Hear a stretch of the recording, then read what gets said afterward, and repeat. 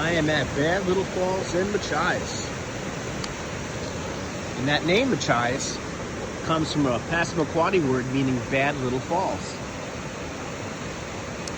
The Machias River runs about 76 miles from the Machias 5 lakes, and then it ends here. And then it makes its way out into the Machias Bay. And it's brackish and tidal over here. In the springtime, you'll see seals swimming around here and cormorants, bald eagles, other wildlife. Definitely check this spot out if you're in Machias.